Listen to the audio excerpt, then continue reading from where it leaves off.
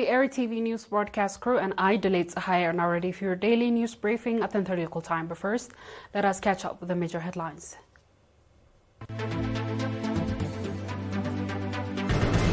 Seminar on specialty of Eritrean independence in Karen City.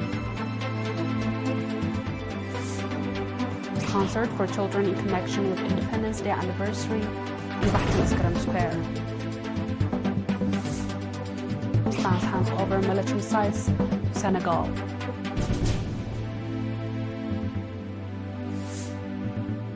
And global hunger hits new high amid conflict.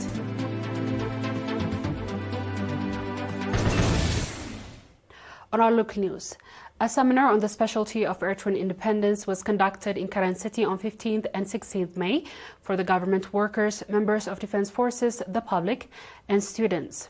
The seminar was organized in connection with 34th Independence Day anniversary.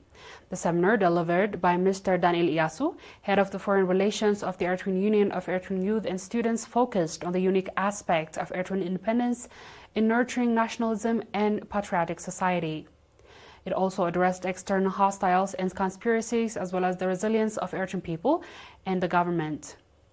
Mr. Daniel explained that independence embodies passionate social, political, economic, psychological, and self-reliant attributes, while freedom refers to liberation from foreign dominations and achieving sovereignty and distinct political identity.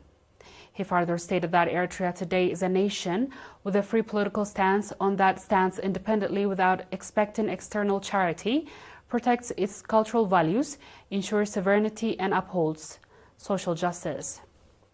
He emphasized that people live in unity and harmony under these principles. Mr. Daniel also called for all citizens, especially the youth, to identify external threats and conspiracies and to become the rightful owners of their history and future. Participants in return highlights importance of such seminars in deepening their understanding on the Eritrean history and called for continuation of similar programs.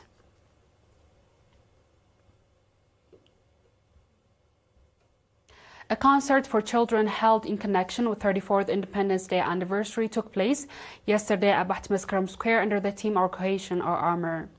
The event was organized in collaboration with the National Holiday Coordinating Committee, the Commission of Culture and Sports, and the Ministry of Education Central Region Branch.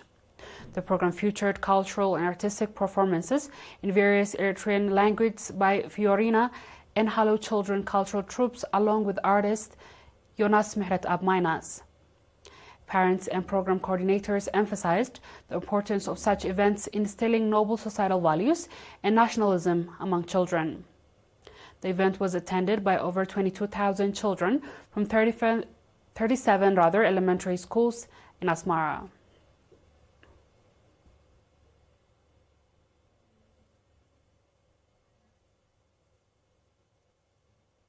The viewers will be back with the international news shortly. Please stay tuned.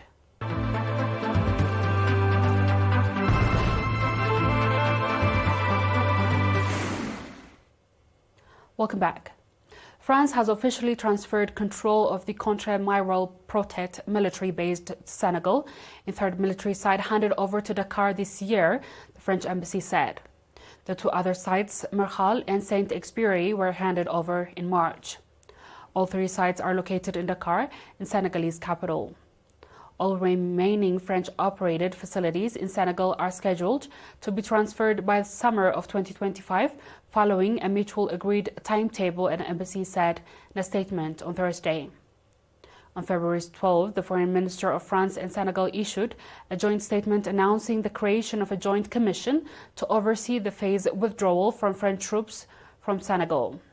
The commission is responsible for ensuring such French forces withdrew from Senegal and return all military sites by the end of 2025. Both sides expressed their intention to establish a new framework for defense and security cooperation based on shared strategic priorities.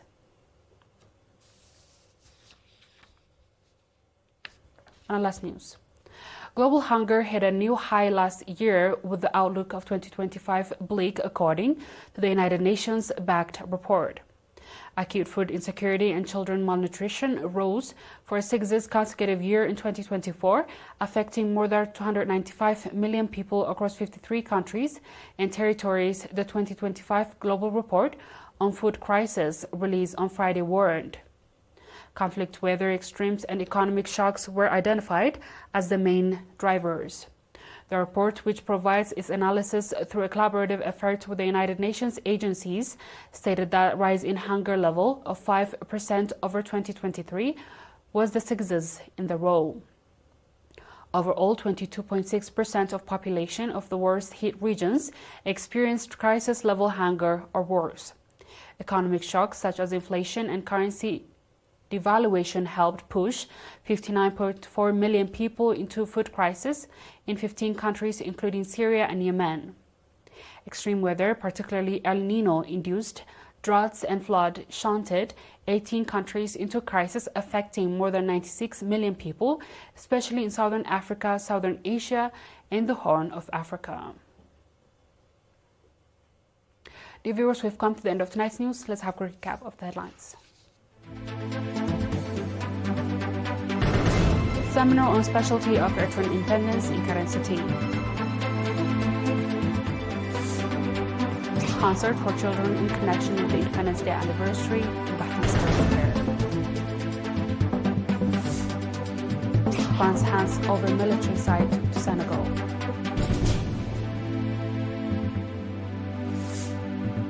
And global hunger hits a new high and conflict.